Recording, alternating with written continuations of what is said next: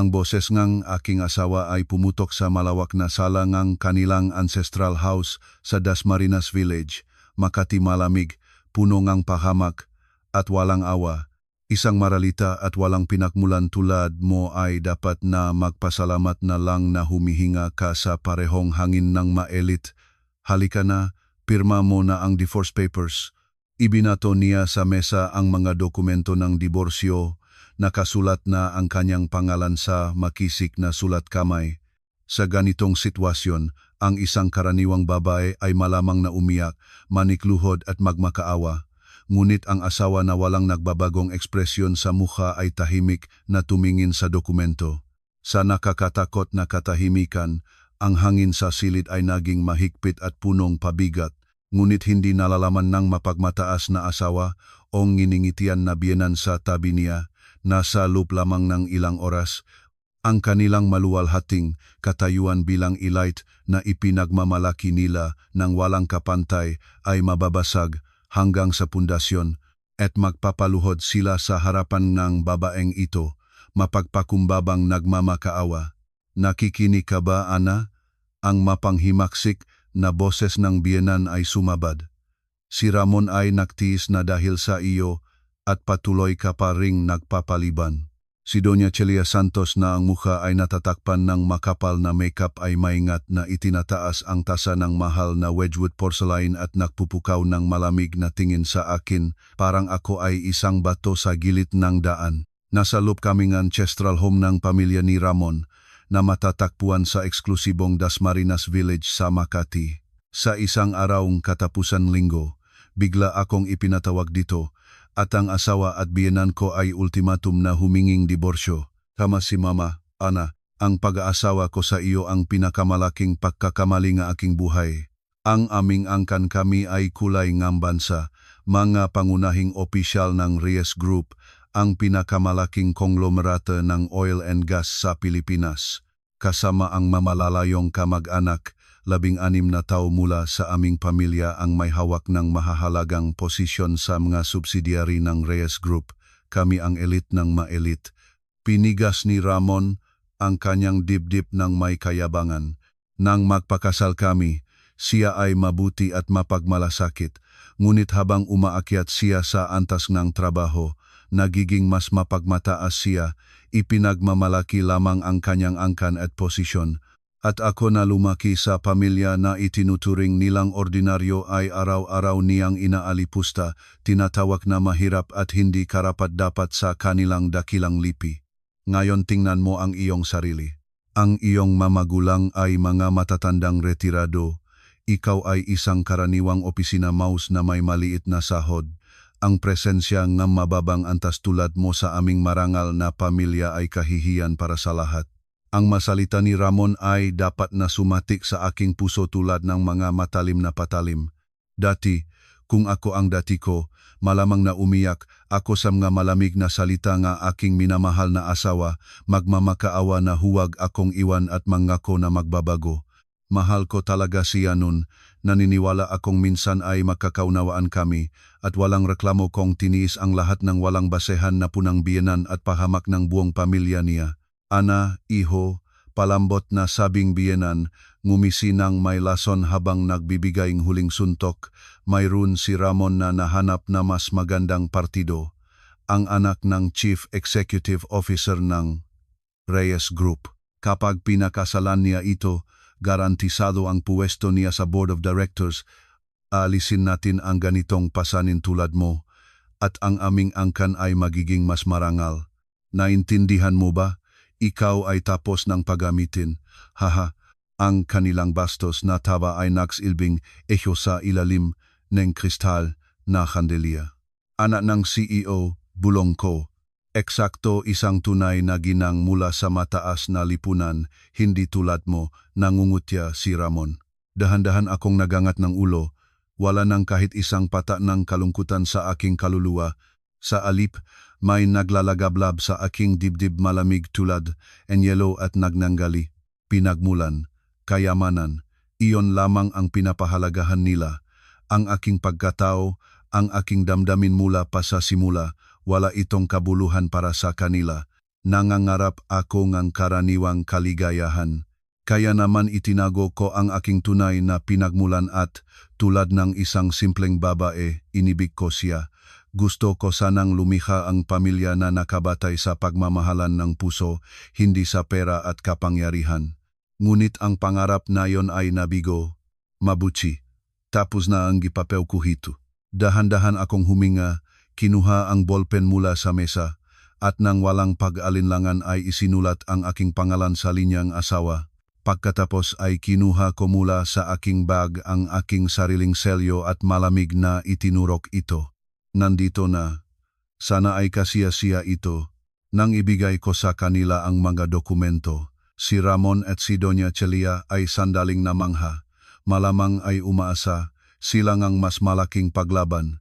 Ngunit kaagad ay lumabas ang bastos ng ngitingang tagumpay sa mukha ni Ramon. Ha, napagtanto mo na ang iyong lugar. Magaling malaya na ako ngayon. Tara na, tipunin ang iyong magamit at lumabas ka na sa bahay na ito. Mama, pagkatapos mo na siyang maalis, iwisikan mo nga asin ang lahat ng sulok para wala ng bakas niya. Nagakmang umalis sa akin ng may pagkamuhi. Habang tinitingnan ko ang baliw na eksena na ito ng may malamig na mga mata, inilabas ko ang aking smartphone mula sa bag at hinanap sa mga kontak ang numero na hindi ko tinawagan sa loob ng 3 taon dahil sa tapang. Naiyak ka sa iyong amang mahirap, itinapon sa aking likuran ni Ramon. Hindi pinansin ang kanyang panunukso, pinindot ko ang tawag, isang ring lamang ang tumunog. Kaagad ay narinig ko ang malalim, makapangyarihang ngunit may bahid ng pagkamangha na boses. Ana, bihira na ikaw ang tumawag. Anong nangyari? Sa aking mukha ay lumabas ang isang ngiti na hindi pa nakita kailanman ni Ramon at ng kanyang ina, malamig at walang awa, tulad ng isang snow queen. Tatay, nagising na ang aking mga mata, kailangan ko ang tulong mo, ngayon din. Ang masalitang ito na sinabi ko ay naging hudyat na, magtatapusin na mapagmataas na angkang ito sa pinakamalalim na impyerno. Ito ang simula ng katapusan. Ana, bihira na ikaw ang tumawag. Tatay, nagising na ang aking mata. Kailangan ko ang tulong mo ngayon din. Sa telepono, naramdaman ko kung paano huminto ang hiningangang kabilang dulo si Eduardo Reyes, presidenteng Reyes Group, at isa sa pinaka-impluensyang personalidad sa ekonomiya ng Pilipinas. Naintindihan ko, kaya pala nagpasya ka na tunay na tapusin ang mga hangal na ito. Tatay, tama kayo. Ang pagmamahal na itinayo sa nakatagong katayuan ay isang bahay buhangin lamang. Nang marinig ang aking masalita, nakatinginan si Ramon at ang biyenan at sumabok sa bastos na halahak. Narinig mo ba? Bahay buhangin. Ang galing-galing ng salita para sa kanyang amang palasingra, malamang ay iniinom ngang matandang iyon ang ginsagarahe ngayon kasama ang makababayan niya. Ana, sabihin mo sa iyong tatay na inabandona ang kanyang anak dahil sa isang tunay na ginang-anak na CEO.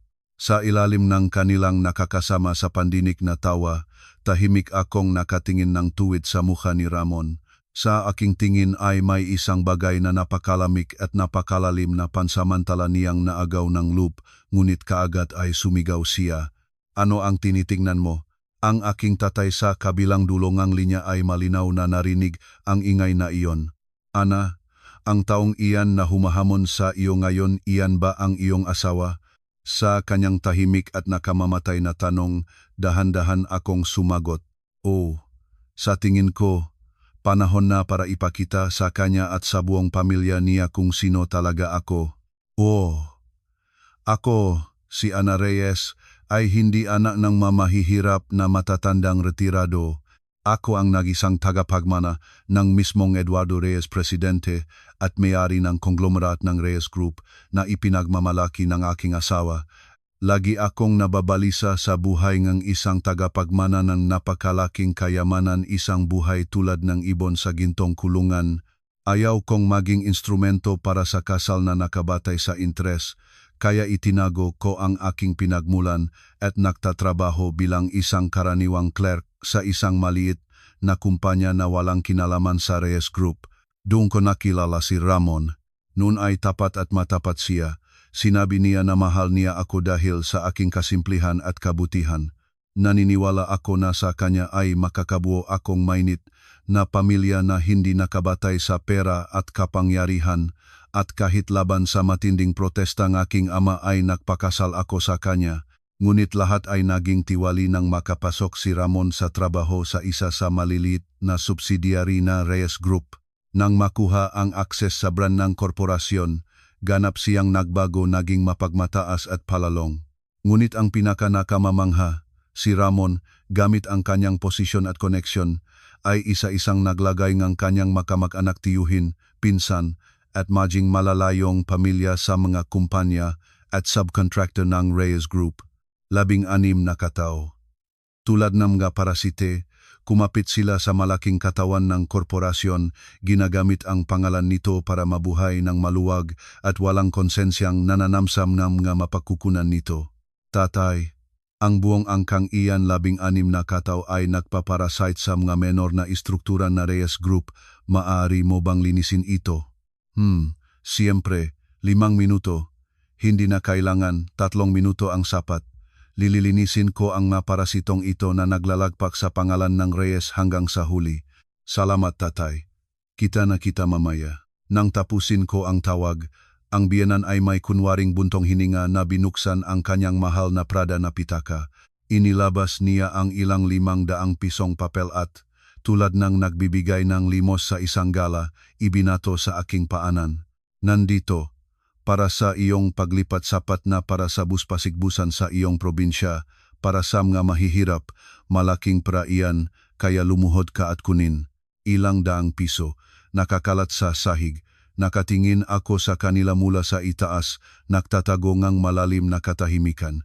Ang galit ay pinalitan ng pagkamangha sa kanilang walang pag-asang kaululan at kalupitan. Oy, nagbibigay ng limos ang nanay sa iyo. Lumuhod ka at kunin, tinulak si Ramon sa aking balikat. Dahan-dahan ko itinangat ang aking ulo at tumingin sa kanya ng diretso sa mga mata. Ramon, sinabi mo kanina na 16 ang inyong mga kamag-anak na elite ng Reyes Group. Totoo iyon, kaya nga hindi mo kailangang makisamahan sa aming pamilya. Kavili-vili, gaano kaya katagal mananatili ang inyong tinatawag na elite status? Ang aking tahimik ngunit puno ng kumpiyansang masalita ay pinaktawanan lamang ni Ramon. Ha, hindi ka marunong matalo. Ako ang taong mag-aasawa sa anak ng CEO at magiging top manager. Hindi ako natatakot sa sumpang ang isang maralita. Well, manggarap ka habang makakaya. Wala akong hinawakang pera, sa sahig bumaling ako at naglakad patungo sa pintuan ng sala. Sa sandaling iyon, tumunog ng maingay ang smartphone ni Ramon. Sa screen ay lumabas ang pangalan HR Director, isang tawag mula sa pinunungang HR Department sa isang araw ngang pahinga. Ito ay isang bagay na labas sa karaniwan, isang emergency. Mula sa muka ni Ramon ay agad na nawala ang mapagmataas na ngiti. Hello, Mang Dani, patawat sa abala sa pahinga. Ano? Ang boses ni Ramon ay pabigat na nahiwalay. Habang narinig ko ang kanyang mahabang pagtanggi sa aking likuran, pinahintulutan ko ang sarili na ngumiti ng malamig. Naatas na ang kurtina, nagsimula na ang pakbaksak na Peking Elite. Hello, Mang Dani, patawad sa abala sa pahinga. Ano? Ang nabigong boses ni Ramon ay pumukaw sa malawa na sala. Yumuyukot si Ramon sa telepono ng may kahihiyan at lumabas sa kanyang noang malamig na pawis. Para sa isang karaniwang empleyado, ang tawag mula sa HR Director sa isang araw ng pahinga ay katumbas ng kidlat sa magandang araw. Bukas ang umaga, pumunta sa pangunahing opisina sa Executive Suite para sa pamunuan. Oo, naiintindihan ko, nandun ako ng walang palya. Pagkatapos ng tawag, ilang sandali ay tinitignan ni Ramon ang kawalan. Nakita ito ngang biyenang si Doña Celia at nagmamadaling lumapit sa kanya. Ano ang nangyari, Ramon? Bakit ganyan ang mukha mo? May nagawa ka bang mali? Hindi sinabi nilang pumunta bukas sa HR Department ng Head Office at sa Executive Suite pa doon na hindi tayo karaniwang pinapasok. Nang marinig ito, sandali ay nakpalaki ang mamatangang biyenan, ngunit kaagad ay nagniningning ang kanyang mukha. Oh, malamang na nakarating na ang balita ng iyong kasal sa anak ng CEO sa mga taas.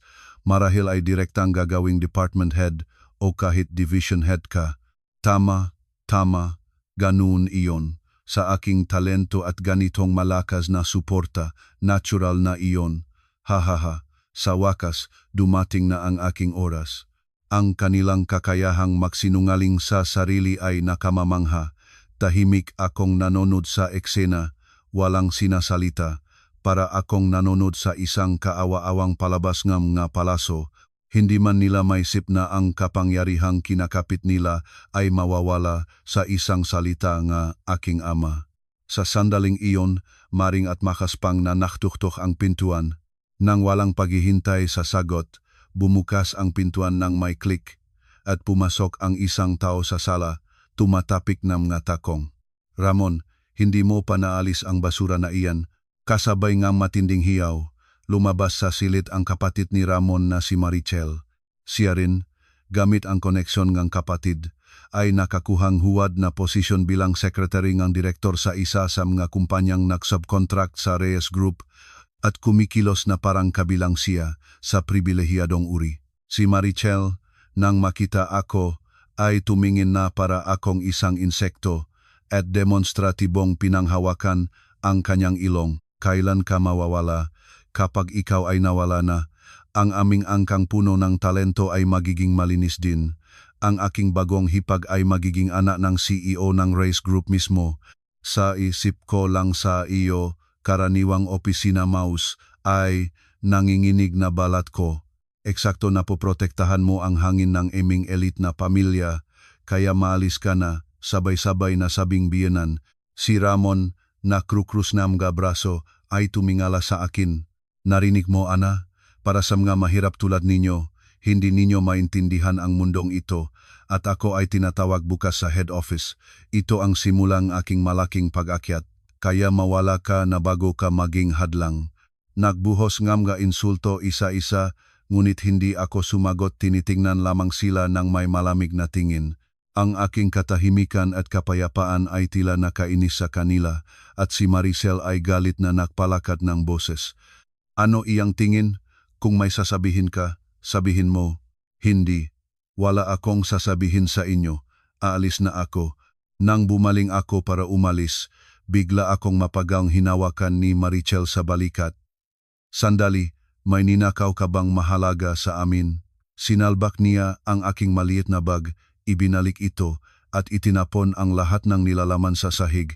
Ang pitaka, ang tsosmetitsa, ang panyo ay naksabog at may bulakta na tunog na nahulog ang isang maliit na gintong pin mula sa isang itim na velvet na kahon.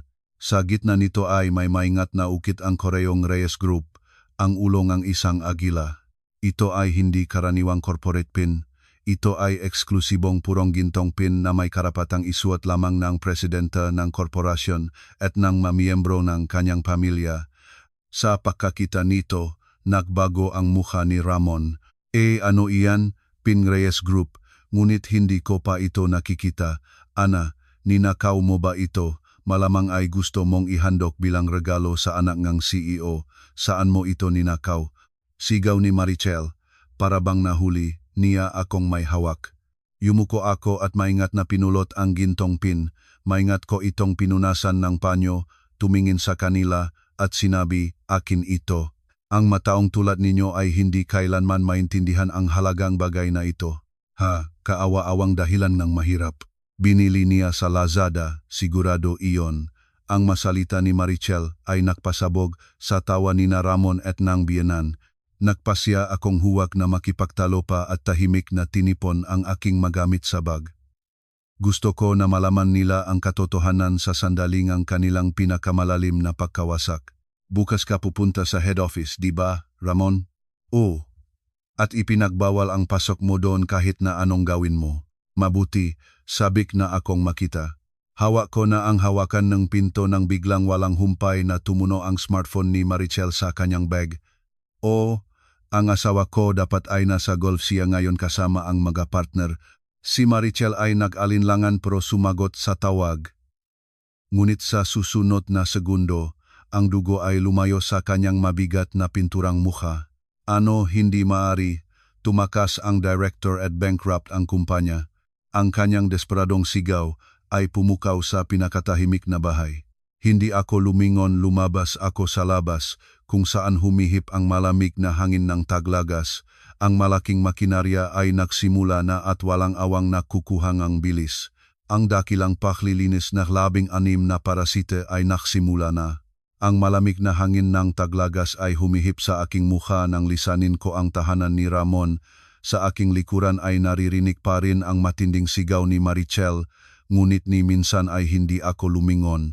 Nang gabing iyon, hindi ako pumunta sa aking simpleng apartment, sa halip ay pumunta ako sa penthouse sa itaas ng pinaka-eksklusibong hotel na pag-aari ng Reyes Group na may panoramikong view ng gabi ng Maynila.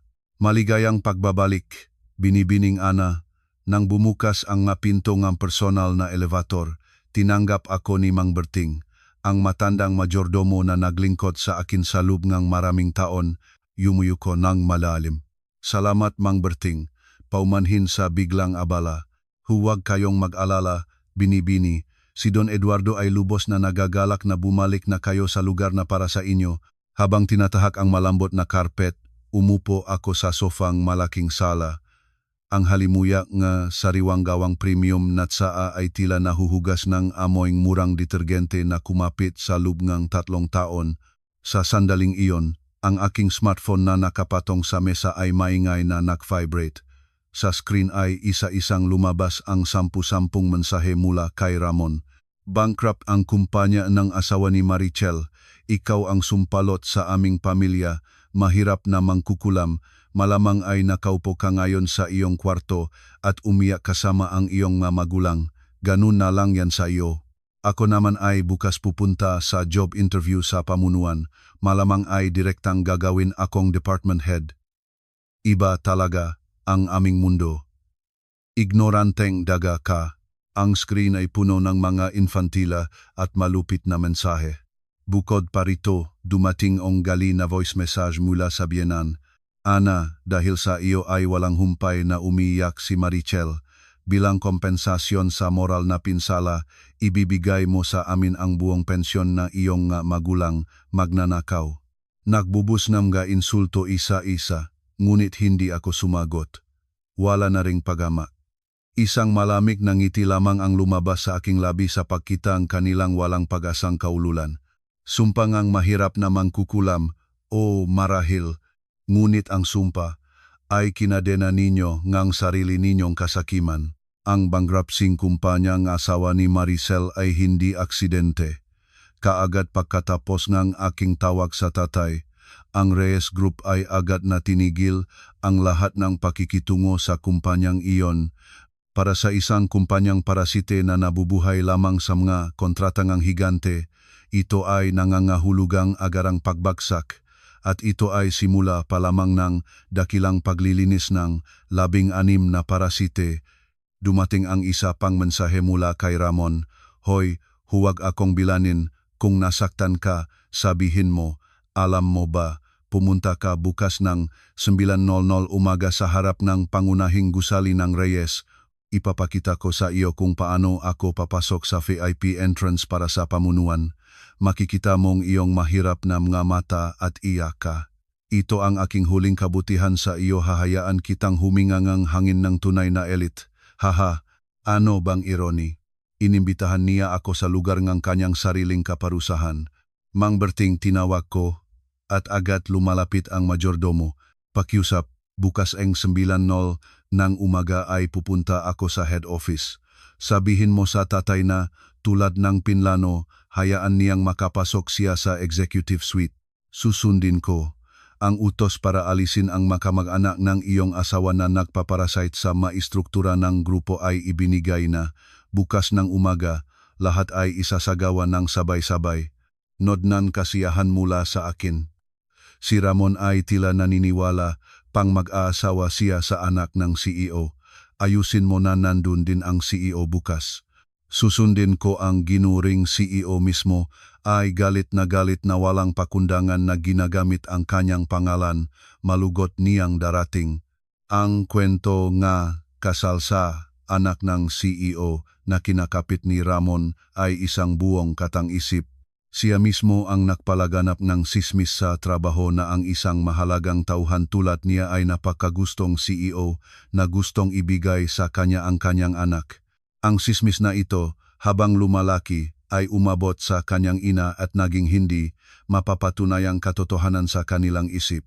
Sa labas ng bintana ay nagliliwanag ang kinang ng gabis na Maynila. Sa gitna nito ay nakatayo ang skyscraper ng Reyes Group, ang mismong lugar na sa bukas ay magiging pompang papasok ni Ramon. Uminom ako ng nag-aalas na tsa at ibinalik ang smartphone na nakaharap pababa. Mabuti, Ramon. Bukas ay bibigyan kita na pagkakataon na bobong matamasa ang kakilakilabot ng mundong elit na napakahal mo sa iyo. Sa susunod na umaga, sa ilalim ng walang ulap na asul na langit sa harap ng pangunahing gusali ng Reyes Group, isang kamangha-manghang eksena ang nagbukas. Eksakto sa 9:00 nang dumating ako sa skyscraper, hindi si Ramon lamang ang naghihintay. Ano ang ginagawa mo dito? Isang pamilyar na boses ay pumutok ng malupit sa aking mukha ng hindi inaasahan. Sa malaking lobi na natatakpan ng marmol ng head office ng Reyes Group, kung saan libo-libo ang mapropesyonal na empleyado ay nagdadaan sa oras ng agahan, isang matalas at bastos na sigaw ang pumukaw.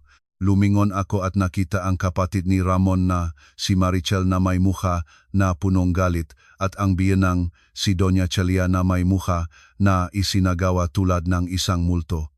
Ang kanilang pagdating doon ay isang ganap na sorpresa. Mahigpit na kumawit si Marichel sa aking braso at hindi pinapansin ang mga nakapaligid, sumigaw siya. Dahil sa iyo ay bankrupt ang kumpanya ng aking asawa, tumakas ang direktor. Lahat ng empleyado ay natulog at ang mautang ay maaring mailagay sa amin. Ano ang ginawa mo? Mahirap na mangkukulam. Nagdala kang ng kasamaan sa aming elite na angkan. Bilang kompensasyon, ibibigay mo sa amin ang habambuhay na pensyon na iyong nga magulang. Ang mga empleyado ng Reyes Group na nagmamadali sa kanilang mga gawain ay nagsimulang tumigil at may kuryosidad na napanood kami. Nagbubuong ang isang bilog. Oh, kaya pumunta ka dito para manood. Kaawa-awang eksena, lumapit si Ramon ng may ngumingiting pangungusap, suot ang isang makukulay at murang suit. Tinapik niya sina Marichel at Doña Celia sa balikat at palabuong pinigas ang dibdib. Kapatid mama, huwag kayong mag-alala, tinatawag ako ngayon sa job interview sa pamunuan. Kapag naging top manager na ako, iligtas ko ang kumpanya ng asawa ng kapatid gamit ang pera ng Reyes. Kaya kayo. Ay Ramon, ang aking marunong na anak, magiging manugang ka ang CEO mismo. Ito ang iyong karapatan, ang magligtas ng makamag-anak gamit ang perang Reyes Group. Ang parining nganong hayag at walang hiya na pahayag ng pagastos ng pranang korporasyon ay nakamamangha. Nagpanatili akong malalim na katahimikan, wala na akong lakas para sa argumento. Tinitingnan ko lamang sila ng may malamig na kapayapaan. Ang aking katahimikan ay malinaw na kinuha nila bilang takot. Natakot ka ba? Para sa mga tulad mo, hindi ka man lang karapat dapat huminga ng mararangsang hangin na ito. Si Ramon, na nagtatamasa ng atensyon ng lahat, ay kumilos na parang siya ang may-ari ng gusaling ito. Pinasyo niya ang mga security guard. Hoy, kayo halika. Ang babaeng ito ay stalker. Hinahabol niya ako, at ako, si Ramon Santos, ay may appointment sa pamunuan. Alisin ninyo ang basura na ito para hindi masira ang hangin nega elite. Tatlong malakas na security guard ang agad na lumabas at pinaligiran ako. Ipinagbabawal ang pagpasok ng mga hindi autorisado. Pakiusap na lumabas na sa gusali, makapangyarihang sabi ngang isa sa kanila, inaabot ang kamay patungo sa akin. Ang mga empleyado sa paligid ay nagsimulang bumubulong. Ang babaeng ito ay tila hinahabol ang kandidato para sa top management na si Santos. Ay, mukhang mahirap, mukhang hindi siya nasa tamang isipan. Pampublikong akusasyon na papalibutan ngang seguridad, ang sitwasyon ay isang impase. Haha, ganun na lang siya. Itapon siya sa basura, kumakampay sina Marichel at Doña Celia ng may kaligayahan. Sa sandaling malapit na ang kamay ng guard sa aking balikat, inilabas ko mula sa aking bag ang mismong itim na velvet na kahon na kinatatawanan ni Maricel kahapon. Binuksan ko ito at tahimik na ipinakita sa magardang nagliliwanag na gintong pin na may agila. May hawak pa rin nga ruwang iyan. Magagino, siya ay ninakaw ang regalo para sa anak ng CEO. Ipasok siya sa kulungan, mapagtagumpay na sigaw ni Ramon. Ngunit sa pagkakitangang pin na gawa sa purong ginto, ang mamuhangang security guard ay biglang namutla. Inurong nila ang kanilang magakamay na parabang nasunog at nanatiling nakatayo. Tinitignan ako ng may kawalan ng pagtitiwala. Ano ang nangyari? Mabilis na siyang alisin, sumisigaw si Ramon, hindi naiintindihan ang nangyayari. Sa sandaling iyon, ang mapintong gintong VIP elevator sa kanyang likuran ay tahimik na bumukas. Lumabas mula dito ang isang grupo ngang mahigit 10 tao sa itim na suit, sinasamahan ang isang matandang lalaki na may hawak ng tungkod. Sa kanyang pagdating, tila natulog ang hangin sa lobby. Ang mga empleyado ay nagalat ng may takot, malalim na yumuyuko. Lumingon si Ramon at, nang makita ang matandang lalaki, ay nagliwanag siya. "Oh, Mang Dani, nandito kayo. Salamat sa imbitasyon. Inayos ko lang ang isang nakakaasar na stalker dito." Si Ramon, na may mapaglinggap ng hiti, ay lumabas. Ngunit sa susunod na segundo, isara mo ang iyong maruming bibig. Ang mababa at malakas na boses ng Chief Executive Officer ay kumunatulad ng kulog sa pinakatahimik na lobby. Natigil ang ngiti sa mukha ni Ramon. Ang tingin ng direktor ay hindi nakatuon sa kanya kundi sa itaas ng kanyang balikat, sa akin, at ang makamay ng direktor ay malinaw na nanginginig. "Isara mo ang iyong maruming bibig." Ang ungol ng CEO, ang pangalawang pinakamakapangyarihang tao sa Reyes Group, ay pumukaw sa malaking lobby. Nataranta si Ramon ngunit ganap na maling naintindihan ang mga salitang ito, nangiting pabor siya at nagmamakawa. "Paumanhin, Mang Dani, agahan ko na siyang alisin. Hoy, security, nanonood pa kayo, hindi nasisiyahan ang CEO. Itapon ninyo ang mahirap na ito." "Oo, Mang Dani." Lumabas din ang biyenan na malapit sa kanya. Ang babaeng ito ay hinahabol si Ramon dahil sa inggit sa kanyang kasal sa inyong anak. Inggit siya sa tunay na ginang. Ang kanilang mga salita ay napakatanga at hindi angkop kaya nagpatuloy akong manahimik. Tinitignan sila ng may malamig na katahimikan. Para sa akin ito ay hindi napagamak kundi isang tragikomedya. Ang mukha ng CEO ay namula ng galit at takot. Malupit niyang itinulak si Ramon at nanginginig na lumapit sa akin. "Mang Dani." Nagtataka si Ramon na inalis. Sa susunod na segundo, ang impluensyong tao na may napakalaking kapangyarihan ay yumuko sa akin ng malalim halos sa tamang anggulo. At hindi lamang siya, ang lahat ng kanyang makasama mahigit 10 katao ay sabay-sabay at makakasabay na nagbaba ng ulo. "Binibining Ana, paumanhin na napahintay namin kayo," lubos na humihingi ng tawad. Ang kanyang nabagabak na boses ay pumukaw sa pinagatahimik na lobby. Sa mga salitang ito, libu-libong maempleyado na nanonood sa eksena ay natigil at tumayo ng tuwid. "Magandang umaga po, Binibining Ana." Isang alon ng magabati ang yumanik sa lobby. Isang hangal na tunog ang lumabas sa bibig ni Ramon.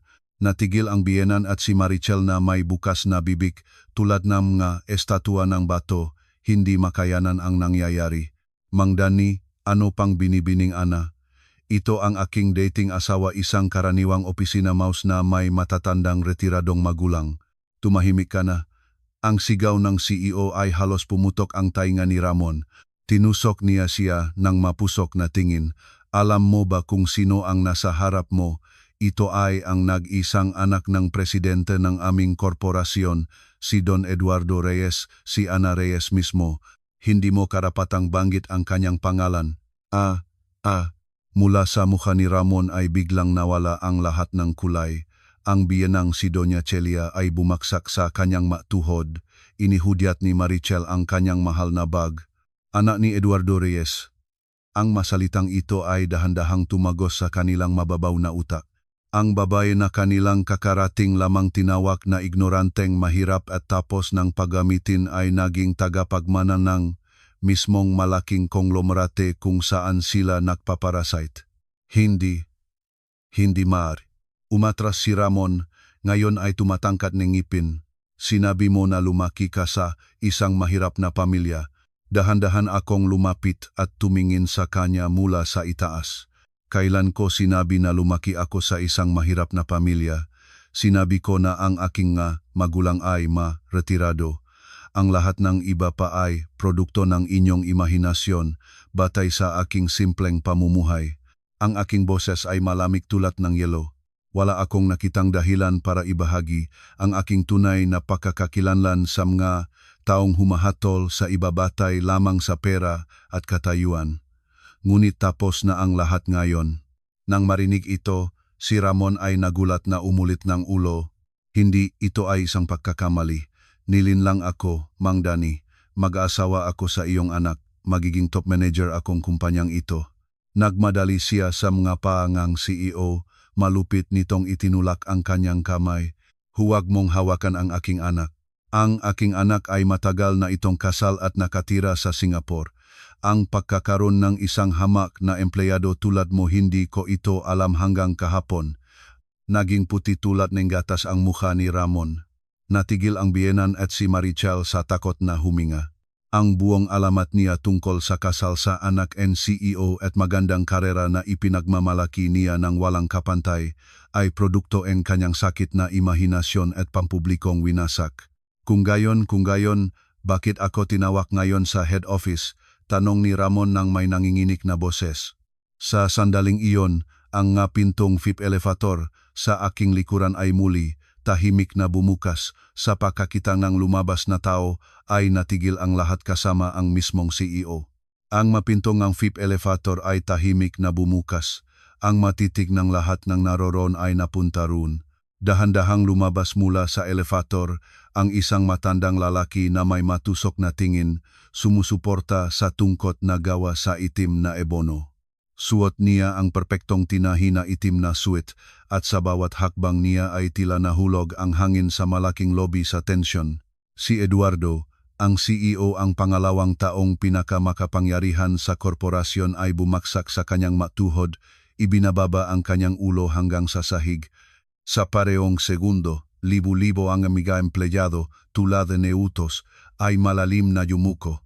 Walang nanggahas na itaas ang mga mata. Si Eduardo Reyes ang ganap na pinuno ng malaking konglomerate, haligingang ekonomiya ng Pilipinas at ang aking tatay. Siya, kahit hindi tinitingnan ang mayumuyukong empleyado, ay diretso pumunta sa akin. Ang kanyang malamig na tingin ay sandaling nainit. Ana, mabuti na bumalik ka mismo. Tatay, paumanhin na nagpapalala nga alalahanin. Dahan-dahan akong ngumiti at yumuko. Nagasikasong tumango ang tatay. Oh, tatay, ang tatay mo. Si Ramon ay umurong habang bumubulong nga walang kabuluhang salita, tila nakakita ng multo. Ang saklaw nangyayari ay masyadong malaki para sa kanyang mababaw na pag-iisip. Sa sandaling iyon, si Marichal, na dati ay nakatigil sa pagkamangha, ay biglang tumalon ng may istrikong tawa. Haha, hindi kayo makapadaya sa akin. Anong presidente? Anong tagapagmana? Ang babaeng ito, nang naalaman niyang mahahanap ang kanyang kasinungalingan, ay nag-hire ng matandang artista para makatakas. Ramon, gumising ka. Ang mahirap na ito ay hindi maaring maging tunay na elita. Ang matandang iyon ay malamang ay isang pulubi na pinulot niya sa terminal. Ito ay napaka-suicidal na insulto kaya hindi na ako makipagtalo, tinitignan ko lamang siya ng may tahimik na simpatiya. Hindi naunawaan ng hangal na babaeng ito kung kanino niya pinirmahan ang kanyang sentensya ng kamatayan. Ikaw, hayop, sa halip na ako, ang CEO na nakpapatira pa sa sahig ay sumigaw. Nakatayo siya, ang kanyang mukha ay nababalot ng takot at galit. Manghahamak. Paano mo mahahangaan ang pagsasalita kay Don Eduardo Reyes? Sa pagsasalita laban sa Reyes Group, alam mo ba na hindi ka na maaring mabuhay ng mapayapa? Sa pagkakitang galit ng CEO at ng pagigpit ng mga guard sa paligid, napagtanto nina Maricel at Doña Celia na ang taong nasa harap nila ay talagang pinunong korporasyon. Nagbigay ng mahina at tahimik na hiyaw at muli silang bumaksak sa sahig, nanginginig ang buong katawan. Ang tatay ay nakpukaw nang mapahamak na tingin kay Maricel tulad ng basura at isang beses ng matindi ay tinamak ang tungkot sa sahig. Ikaw, ang kanyang boses ay tila nakmumula sa pinakamalalim na impyerno. Ikaw, ang mismong Ramon Santos. Ang taong tinawag ang aking nag-iisang anak na ignoranteng mahirap, ginagawa siyang utusan at nagdalang ang isang kawan ng maparasite para dungisan ang pangalan ng Reyes. Hindi. Ito ay isang pagkakamali. Tatay, mahal ko si Ana. Ana, mangyaring sabihin ng isang bagay. Mag-aasawa tayo. Si Ramon, na ang mukha ay basa ng luha at uhog, ay gumapang patungo sa akin, ngunit siya ay pinigilan ng mga bodyguard ng aking tatay. Tinitignan ko siya ng may malamig na katahimikan mula sa itaas. Ramon, kahapon ay ipinagmalaki mong may 16 na kamag-anak kang elita ng Reyes. Sa salitang ito ay nanginig siya. Kinuhang tatay mula kay Mang Berting ang isang makapal na folder at ibinato ito sa mga paa ni Ramon. Sa palagay mo ba, aksidente lamang ito? Sa isang gabi, isang kumpletong audit ang isinagawa sa lahat ng 16 na parasite na kumapit sa aming grupo sa pamamagitan mo. At ano ang nakita namin? Pandaraya, kickback, mga pekeng resibo, pag-aabuso ng posisyon, pang-iinsulto sa mga nasasakupan, isang tunay na basurahan. Kayo, gamit ang pangalan ng Reyes, ay gumawang gusto ninyo. Mula sa mukha ni Ramon ay ganap na nawala ang lahat ng kulay, hindi na ito simpleng eskandalong pampamilya. Ito ay isang malaking kriminal na kaso na kinasasangkutan ngang lahat ng 16 na miyembro ng kanyang angkan. Aalisin kaming lahat. Bulong ni Ramon, punong kawalan ng pag-asa. Malamig, nangumiti ang tatay. Aalisin? Huwag kang makamali. Wala akong oras para sa mga hama tulad ninyo. Pinalo ng tatay ang kanyang mga daliri at sa parehong segundo, sa bulsa ni Ramon, sa bag ni Maricel, sa pitakang biyenan ang kanilang mga smartphone ay sabay-sabay, tulad ng kasabwat ay tumunog ng maingay. Walang katapusang tawag na naksiksikan sa isang karumal-dumal na simponiya sa malaking lobby. Hello, Ricky. Ano nangyari ngayong maaga? Una ay sumagot si Maricel, at sa susunod na segundo, ang dugo ay lumayo sa kanyang mukha. Ano, nalantat na ba na magnakaw kang pera ang kumpanya? Kailangan mong ibalik ang 10 milyong piso bagong gabi kung hindi ay mapupunta ka sa kulungan. Ano ang ibig sabihin noon? Sinabi mo na ang Peran Reyes Group ay sa atin. Habang sumisigaw si Maricel sa telepono, ang biyenan ay nanginginig na dinala sa tanga ang kanyang telepono. Hello, Manong Gichito, naalis na. Nalantad ba na nagibenta kayo nega kagamitan nega opisina? Ngunit paano? Bakit ganito ang gibigla? Panits, luha, sigaw, sa buong bansa, sa lahat ng subsidiary ng Reyes Group, kung saan nakpaparasite ang 16 na kamag-anak, sa eksaktong sandaling iyon ay naglalagablap ang bagyo ng pagtutuwid. Ang paglilinis na hiniling ko sa tatay ay isinasagawa ng may perpektong katumpakan. Hindi maari. Paano posible ito? Hindi inalis ni Ramon ang kanyang tingin mula sa screen ng kanyang smartphone, nanginginig ang ngipin. Sa screen ay kumikislap ang HR Director nang ang kanyang nanginginig na daliri ay malapit na ring ng sagot. Isang malamig na boses ang tumunog. Hindi mo na kailangang sagutin ang tawag na iyon. Itinangat ni Ramon ang kanyang ulo at nakita na mula sa karamihan ay lumalabas ang isang maimpluwensyang lalaking nasa kalagitnaan ng kanyang buhay.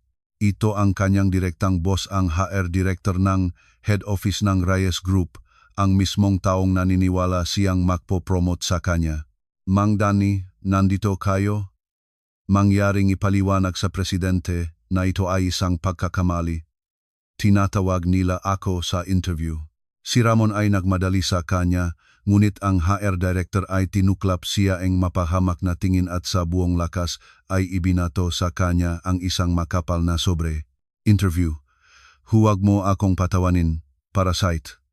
Tinawag kita dito para personal sa presensya ng presidente at ng CEO na ibigay sa iyo ang abiso ng pagpapatanggal sa trabaho.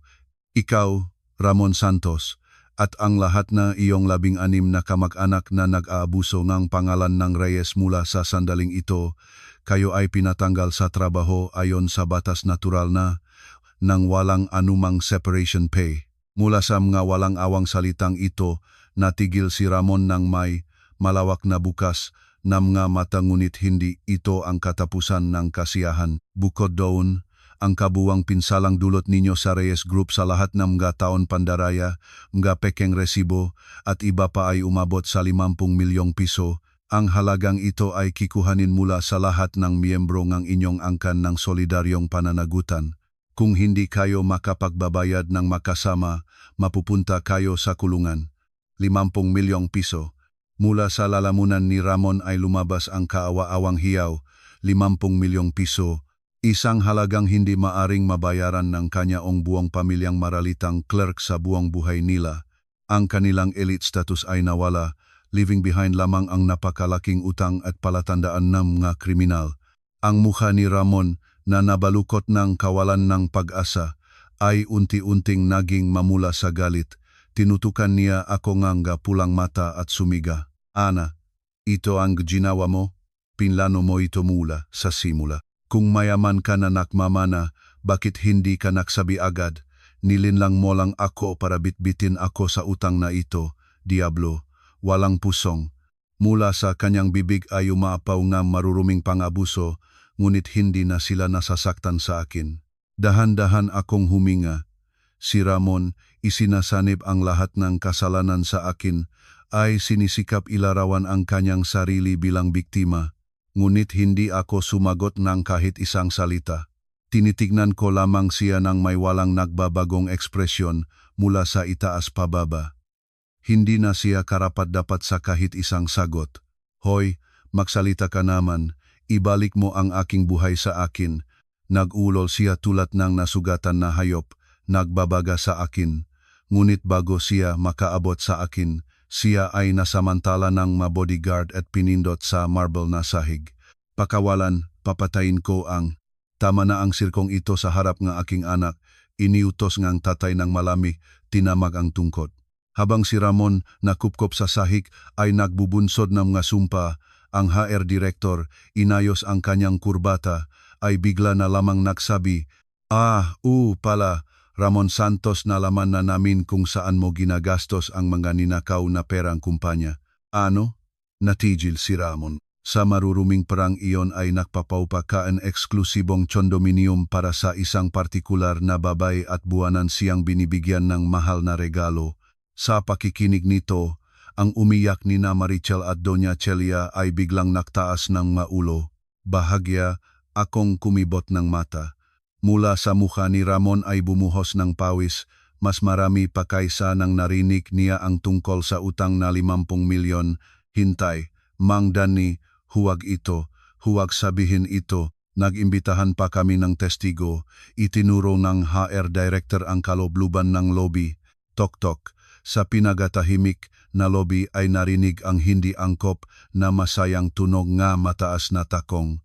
Habang nagbibigay ng desperadong buntong hininga si Ramon, mula sa karamihan ay lumabas ang isang batang babae at sa pagkakita ng kanyang mukha ay hindi ko mapigilan ang pahingal ng hininga. Tok-tok. Sa pinagatahimik na lobby ay narinig ang hindi angkop na masayang tunog ng mataas na takong. Mula sa karamihan ay lumabas ang isang batang babae na may maliwanag at bastos na makeup, mula ulo hanggang paa ay nakadamit sa mga mapanghimaksik na brand. Sa pagkakita sa kanya, mapalat na naglakat ng may Chanel bag, ay huminto ang aking hininga. Lizette, Lizette, sumihaw si Ramon, nakupkop sa sahig, tila nakakita ng takapakligtas sa impyerno. Lizette, tulungan mo ako. Sabihin mo sa iyong ama, ang CEO, na patawarin niya ako, mag-aasawa tayo. Sama salitang ito, ang umiyak na Doña Celia at Marichel ay namangha. Ano Ramon? Ano ang sinasabi mo? Tanong ni Marichel nang may nangingini na boses. Ang fulgaring babaeng iyon ang anak ng CEO? Si Lizette ay anak niya sa labas. Kaya kung humingi siya, patatawarin akong CEO sa utang at pagpapatanggal sa trabaho. Totu, Lizette? Habang ibinubuhos ni Ramon ang kanyang desperadong mga pagmamakaawa, nagpatuloy akong tahimik nang may malamig na kapayapaan na nanonod sa trahedyang ito. Hindi ako humingal dahil nagulat sa sinabi niya tungkol sa anak sa labas kundi dahil alam ko kung sino talaga ang babaeng ito. Kalokohan. Isang galit na hiyaw ang tumunog. Ito ay ang CEO. Namula ang kanyang mukha sa galit. Ganap na nayain. Anak sa labas. Ang babaeng ito ay hostess sa isang klub sa Makati na paminsan-minsan ko'y sinasama ang mga partner. Ay. Mula sa bibig ni Ramon ay lumabas ang isang hanggal na tunog. Lizette, sinabi mo sa akin na ikaw ang anak niya sa labas at ginagarantiyahan mo sa akin ang upuan sa Board of Directors. Si Lizette na tinawag niya ay tamat na inayos ang kanyang kuko. Ay nalantad na. Patawarin mo ako, Ramon. Ito ay isang marketing move lamang. Ipinagmamalaki mo ng husto na ikaw ay elite at paboritong CEO, kaya sumabay na lang ako. Talaga bang naniwala ka? Natawa ng walang kahiya-hiya si Lizette. Ang tunay na ginang na dahilan sa kanya ay nagdiborsyo sa akin, ay lumabas na isang karaniwang club hostess, isang multo na ipinanganak mula sa kanyang sariling pagmamataas. Hindi maaari. Paano ang eksklusibong condominium na pinagupa ko para sa iyo?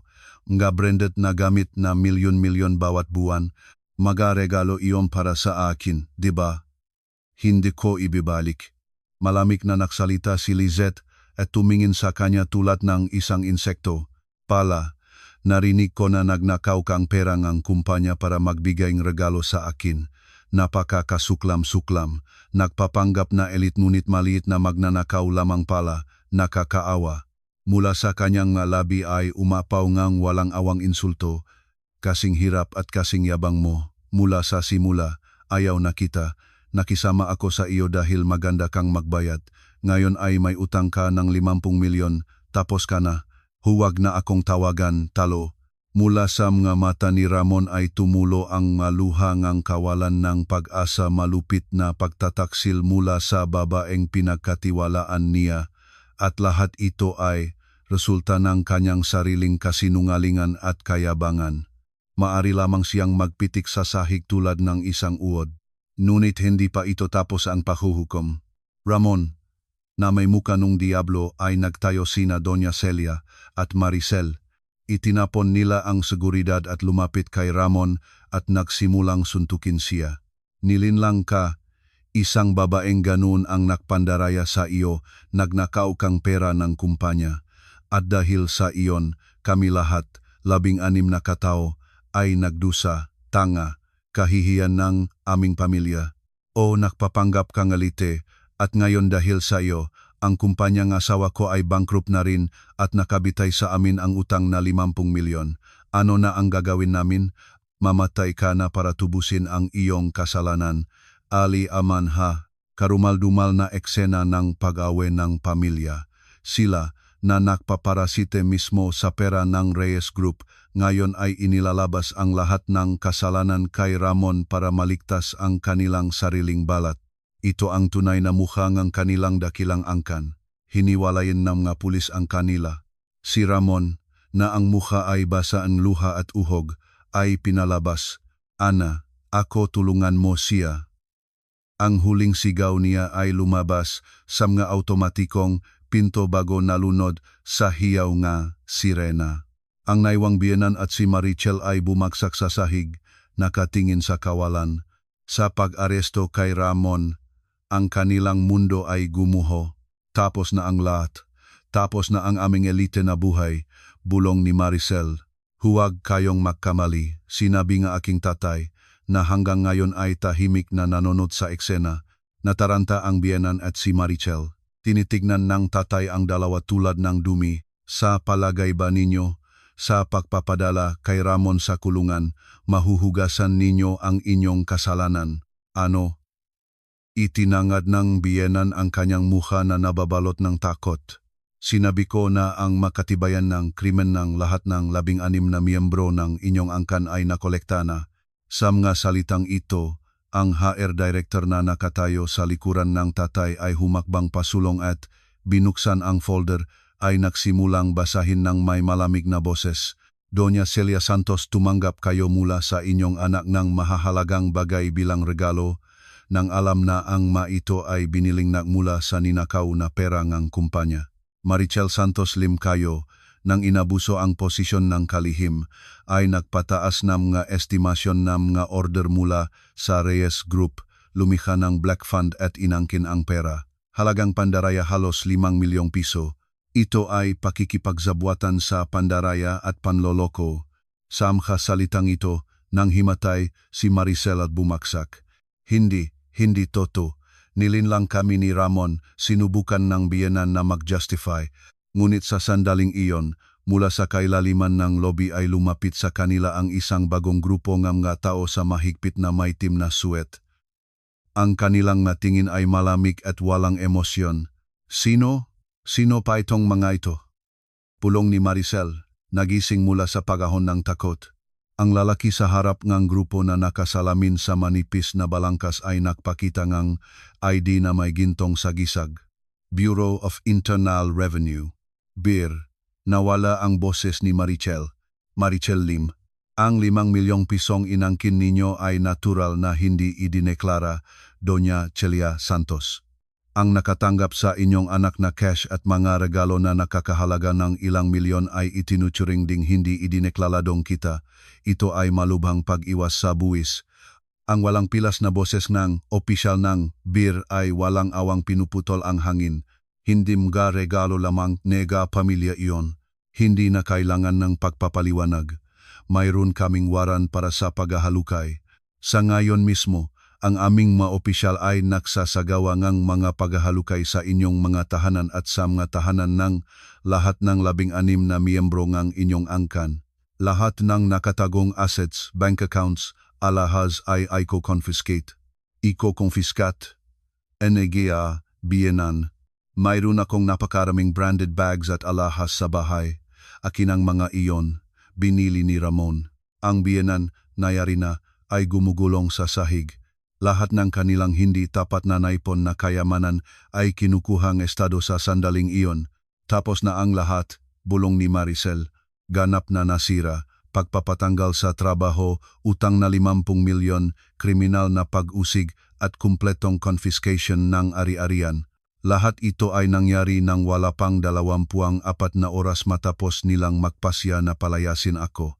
Nang mawalan ng lahat, ang biyenan ay biglang itinaas ang kanyang pulang mata sa akin. Ana, ito ay lahat ng ginawa mo. Ito ang iyong kasalanan na nananahimik. Sino ka? Hindi ba namin alam paano mo nagawa bilang manugang na gawin ito sa pamilya? Walang puso, makbayat ka na ngayon sa BIR at iligtas kami. Kahit sa pinakamababa ay patuloy siyang nananalamin sa akin at humihiling ng pera.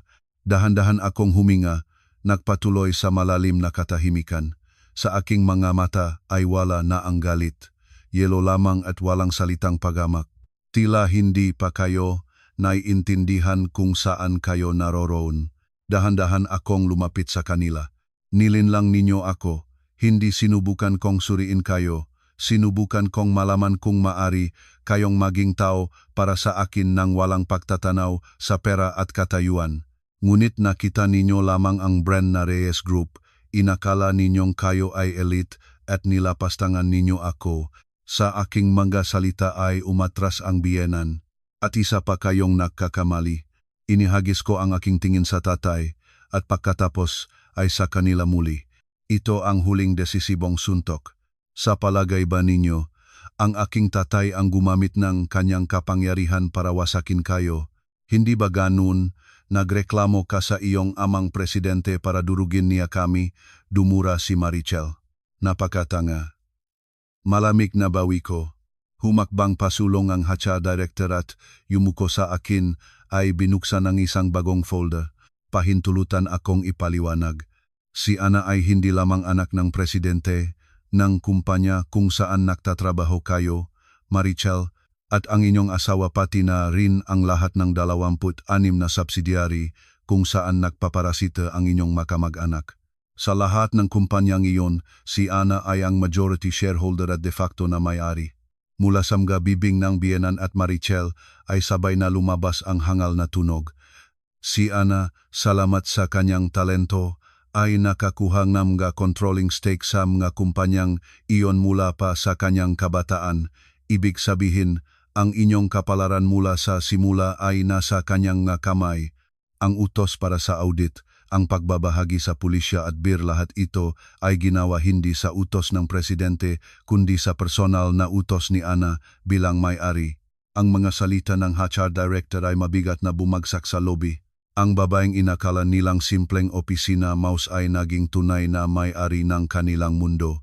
Ang kanilang elite status, ang kapangyarihan ni Marichel, lahat ito ay bahay-buhangin lamang na itinayo sa palat ko.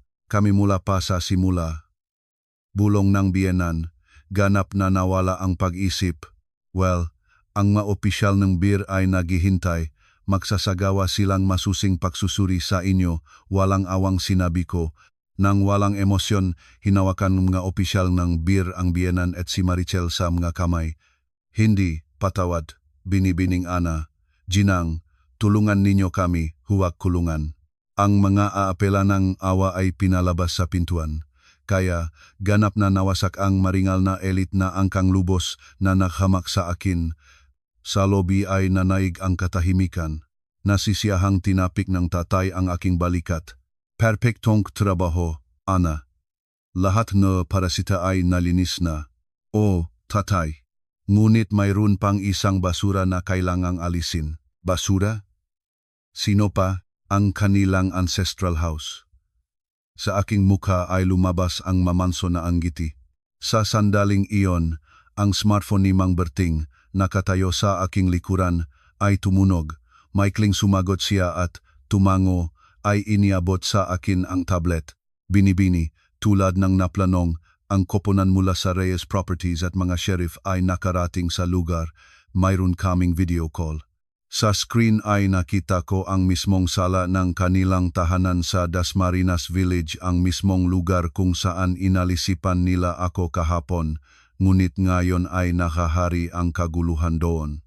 Naksiksikan sa silid ang lahat ng mga kamag-anak na kanina ay napatanggal sa trabaho. Sa gitna ay naglalagablab ang pinakamatatandang miyembro ngangkan ang tiyo ni Ramon. Kayo sino? Ano ang karapatang pumasok sa tahanan ngang iba? Ang bahay na ito ay itinayo ni Ramon, ang aming elite. Ito ang karangalan ng aming angkan, sigaw niya sa mga sheriff. Nang makita ang aking mukha sa screen, mas nainis siya. Ana, kaya pala nagpadala ka ng gago na ito. Sa palagay mo, dahil nakulong ang asawa mo, maari mong kunin ang bahay din. Gaano ka karuming babae? Ikaw, mangmang na mahirap, hindi ka man lang karapat-dapat maglinis ng banyo sa bahay na ito. Alisin mo na ang iyong mabruha. Ang mga insulto ay nagbubuhos sa screen. Tahimik akong nakatingin sa kanya, walang nagbabagong ekspresyon. Ang aking nakakatakot na katahimikan ay tila nagkalito sa kanila at unti-unting huminto ang mga siga. Naitapos mo na ang sasabihin, Tio Cesar. Nataranta siya, karangalan ng angkan itinayo ni Ramon. Talagang naniniwala kayo sa kasinungalingang iyan, napakawalang pag-asa ng pamilyang ito. Nakita na ba ninyo ang nga dokumento ng bahay? Sa aking mga salita ay natigil siya. Kinutkot ko ang sheriff sa screen. Tahimik nitong iniabot sa tiyuhin ang opisyal na dokumento. Narito ang extract mula sa Registry of Properties. Basahin ang kahon may-ari. Ano may-ari? Reyes Properties. General Manager. Ana Maria Reyes. Mula sa lalamunan ng tiyuhin ay lumabas ang isang desperadong sigaw. Ang iba pang magamag-anak na sumsungaw sa kanyang balikat ay nagpanik din. Ito ang huling nadurog na katotohanan. 6 na buwan na ang nakakaraan. Si Ramon ay umiyak na ang kanilang lumang bahay ay tumutulo. Minahal ko siya at sa pamamagitan ng aking kumpanya ng Reyes Properties ay binili ang lupang ito at nagtayo ng bagong bahay. Pinabili sa kanila sa simbolikong upa na 10,000 piso bawat buwan. Kaya pinaksinungalingan namin ni Ramon na binili niya ang bahay sa sarili niyang pera. Eksakto para humanga kayo sa kanya. Malamig akong ngumiti.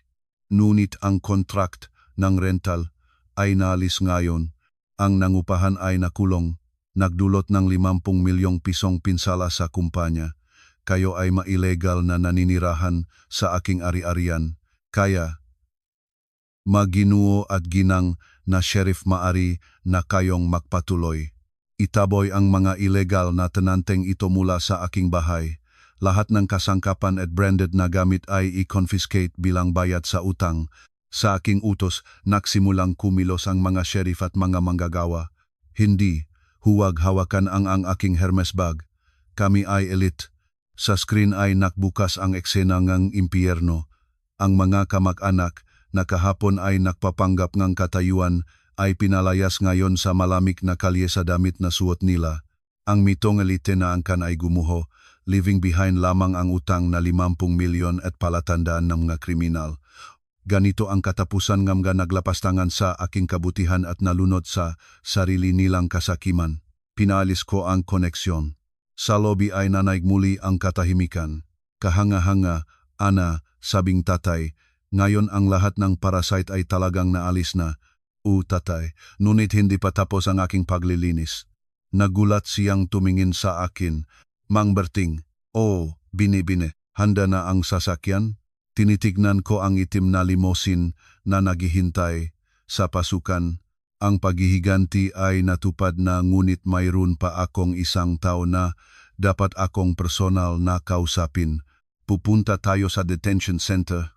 Bibisita ako kay Ramon para ibigay ang huling suntok sa pinakamalalim at pinakamadilim na kaluluwa ng kanyang kawalan ng pag-asa. Ang malamig na liwanag ng fluorescent lamp sa visitation room ng detention center. Sa likuran ng makapal na salamin ay bumukas ang bakal na pintuan ng may tuno. Nang daling sa silid ang lalaki, umupo akong gimatuid. Si Ramon. Ito ay anino lamang ng taong kahapon pa lamang ay nagpapanggap ng elite status niya. Ang mahal na suit ay kulot at marumi, sa mga pulso ay mga malamig na handcuffs. Ang mukha ay nanghina, ang mga mata ay nalugmok. Nang makita ako, nagmadali siya sa salamin. Ana, pumunta ka para iligtas ako. Patawad sa akin, nakamali ako.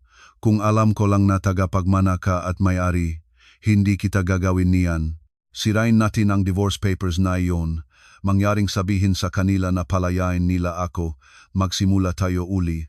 Umiyak siya at nagmamakaawa, ngunit sa kanyang masalita ay pag-uhaw lamang sa pera at kapangyarihan. Nagpatuloy akong tahimik sa malalim na yelong katahimikan. Ang aking tingin ay nakpahinto sa kanya. Naintindihan niya na iyon ay pagtanggi at ang kanyang mukha ay nababalot ng galit. Ano iyang tingin? Kaya pala itatakwil mo rin ako, Diablo. Kung hindi ka nagsinungaling sa akin, hindi ako makikisamahan sa babaeng iyon at hindi ako makakautang. Lahat ito ay kasalanan mo. Hindi kita minahal kailanman, walang pusong mahirap. Mula sa kanyang bibig ay umaapaw ng maruruming pang-abuso, ngunit hindi na sila nasasaktan sa akin. Dahan-dahan akong huminga. Ramon, kahapon ay tinawag mo ang aking magulang na mahihirap na retirado. Ano ngayon, isang beses ko lang sila nakita sa aming kasal. Ngunit, nais kong ikwento sa iyo ang gizang bagay. Sa aking hudyat, mula sa sulok ng silid ay lumabas ang isang matandang lalaki. Nang makita si Ramon ay naguguluhang bumubulong.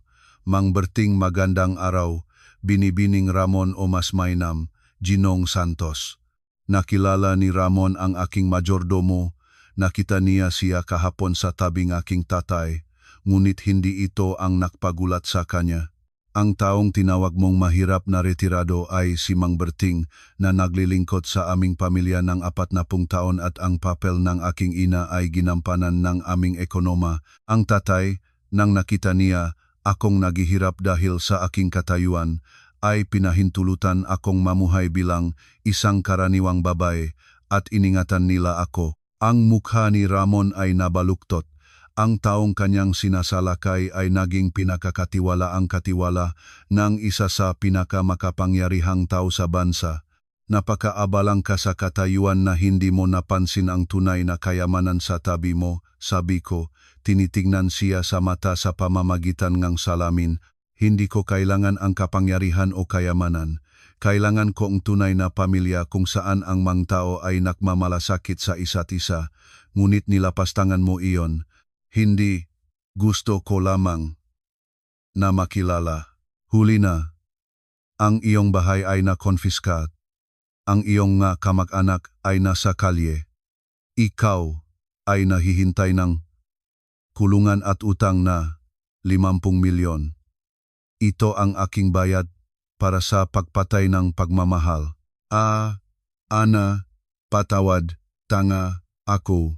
Tinamat siyang ulo sa salamin at umiyak tulad ng nasugatan na hayop. Pagkatapos, nayari na, bigla siyang tumalon at tinutukan ako ng mga pulang mata. Ana, narinig mo ba? Biktima ako. Inilalim mo sa utang ng buwaya ikaw bilang aking asawa. Dapat bayaran mo ang kalahating 5 milyong pisong utang sa mga buwaya. Hilingin mo sa iyong amang presidente na bayaran niya. Kahit sa gilid ng kalalagyan ay palalong at mapagmataas siya. Kakarating lamang niyang alipustahin ako at ngayon ay humihingi ng tuparin ang maasawang responsibilidad. Eksakto. Dahil sa inyo ang kasalanan nagtatago kang ang sino ka, kaya bayaran mo ang lahat ng 55 milyon. Mahirap. Dahan-dahan akong huminga, nagpatuloy sa malalim na katahimikan. Nang medyo huminto, ang kanilang masigaw, malamig kong nagsalita. Ramon, nakalimutan mo na ba kung ano ang ginawa mo kahapon? Ang divorce papers na pinirmahan mo at ibinato sa aking mukha. Kahapon, nagabi ay naisampa na ito sa PSA at naideistro na samga salitang ito ay natihil si Ramon. Ibig sabihin, magadayuhan na tayo ngayon at ang mapersonal na utang na ginawa para sa sugal o kabit ay hindi kasama sa joint responsibility ng mag-asawa. Ayon sa batas, wala akong utang ng kahit isang sentimo mula sa iyong mautang. Hindi kasinungalingan iyan, hindi kasinungalingan. Ang iyong mautang ay ang iyong problema at ang iyong pamilya na lubos na pinabili sa iyo. Nang malamig kong putulin ito, si Ramon ay huminging ng samangang loob at nagsimulang mahirapan sa pahinga. Ang bayenan at si Maricel, nang mawalan ng lahat na lakas, ay nakatik pa sa sayhat tahimik na nanahoy. Kahit ang salitang kayabangan ay malambot para sa kanila, malamig na sabing aking tatay, tinamak ang tungkod. Para sa pagsalakay sa perang Reyes, dapat silang magbayad ng lubusan. Ang HR director ay nag-report na sa pulisya. Don Eduardo, lahat ng dokumento na nagpapatunay na pandaraya ay naibigay na sa naangkop na department. Yumuko ang direktor. Pulisya, bulong ni Ramon. Huwag lang ang pulisya. Kung ako ay iaresto, tapos na ang aking buhay. Ana, mangyaring makiusap sa iyong ama na huwag ipaabot ang usapin sa pulisya. Muli siyang gumapang pababa at sa sandaling iyon, mula sa malayo ay narinig ang matalas na tunong nganga sirena-sirena ng puliyang sasakyan at hindi isa o dalawa. Sa mga bintana ng lobby ay kumikisap ang mga pulang ilaw. Maikli na hiyaw ni Maricel. Ngunit ang makapumasok sa lobby ay hindi karaniwang patrol, isang dosenang malakas na lalaki sa pangsibilyang damit na may matusok na mga tingin ay may layuning naglapit sa amin. At sa pagkakita ng taong nakpupuno sa kanila, sumigaw na ngayon si Lizette, National Bureau of Investigation. Sinabi ng lalaki, nagpakita ng ID. Nataas na ang kurtina hindi lamang para kay Ramon kundi para din sa kanyang kabit. Ito ang tunay na katapusan. National Bureau of Investigation. Ang malakas na lalaki sa pangsibilyang damit ay pumasok sa lobby ng head office ng Reyes Group. Sa pagkakitang matandang investigator na nagpupunong grupo, sumigaw si Lizette ngunit hindi ang investigator ang nagpalabas sa kanyang sigaw, kundi ang lalaking pinangungunahan ng 2 pulisya sa handcuffs. Timmy, sumigaw si Lizette. Ang isang lalaki na may buhok ng puti, punong tattoo, na pasapasa ang buong katawan, ay halos hindi na makatayo. Kilala ba ninyo ang bawat isa? Naintindihan ko, malamig na sabing investigator, tinitignan si Lizette. Kahapon ay inaresto namin ang ginoong ito sa suspeksyon ngang ilegal na pautang at pangingikil. At sa panahon ng investigasyon ay maraming kawili-wiling nalaman.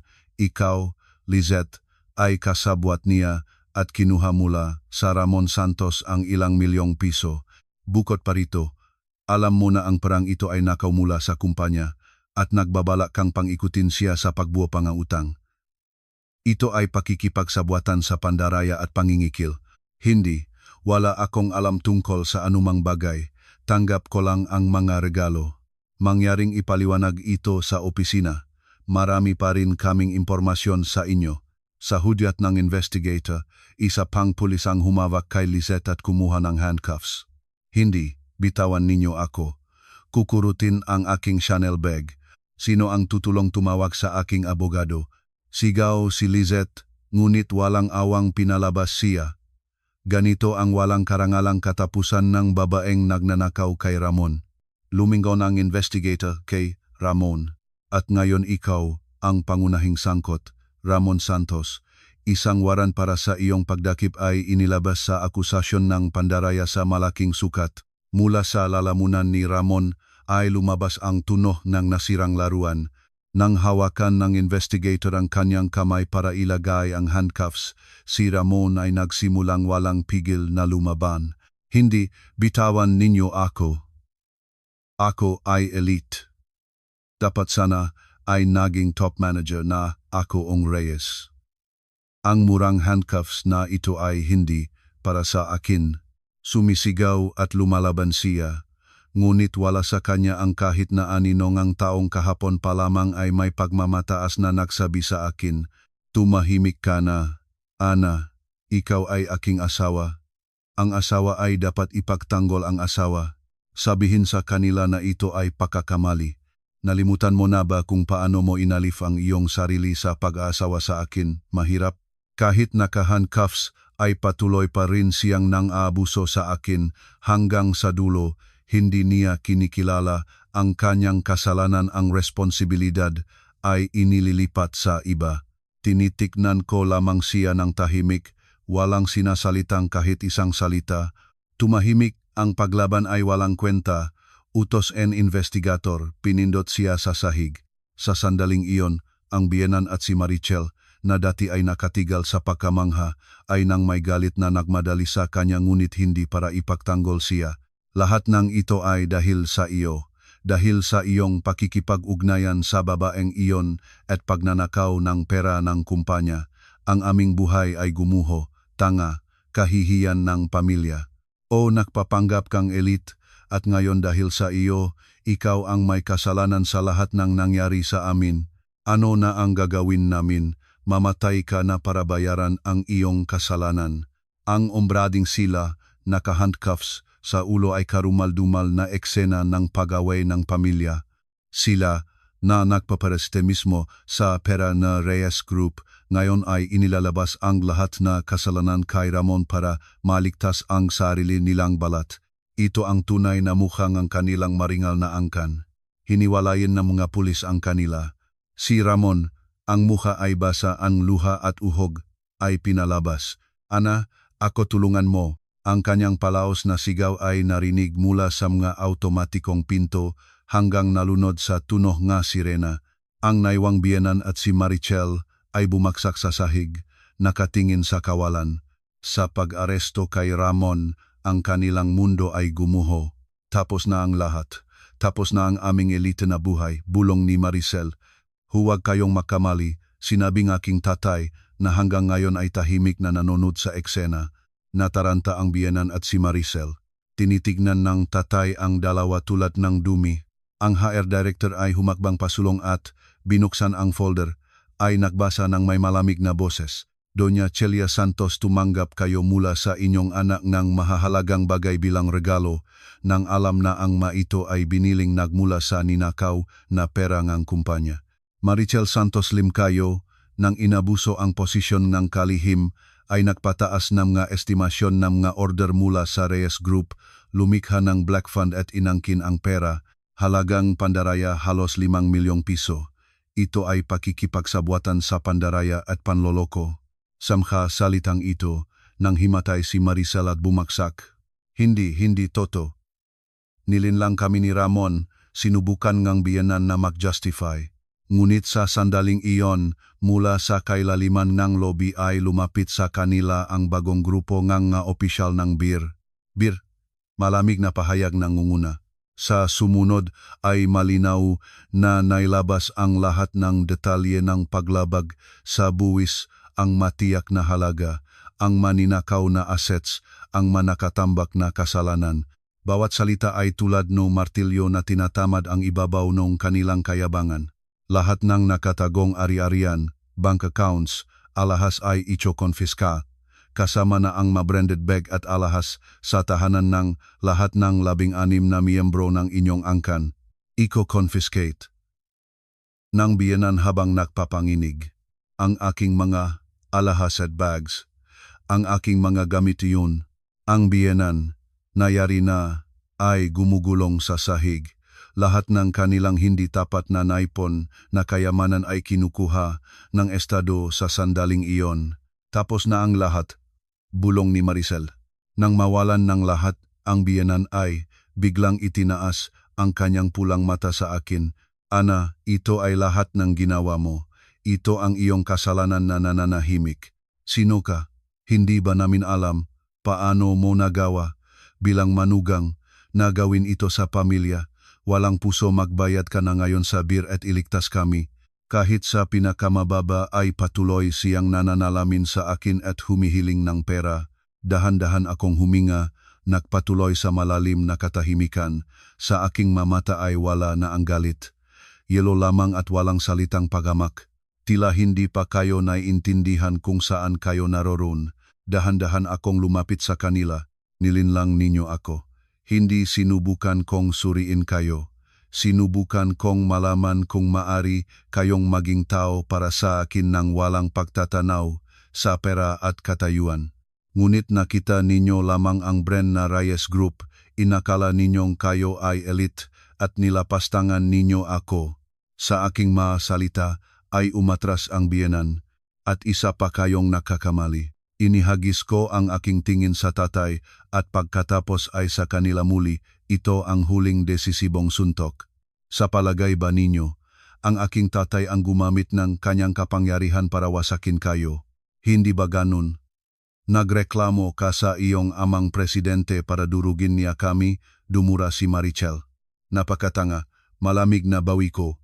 Humakbang pasulong ang HR director at yumuko sa akin ay binuksan ang isang bagong folder. Pahintulutan akong ipaliwanag. Si Ana ay hindi lamang anak ng presidente ng kumpanya kung saan nagtatrabaho kayo, Maricel, at ang inyong asawa pati na rin ang lahat ng 26 na subsidiary kung saan nagpaparasite ang inyong kamag-anak. Sa lahat ng kumpanyang iyon, si Ana ay ang majority shareholder at de facto na may-ari.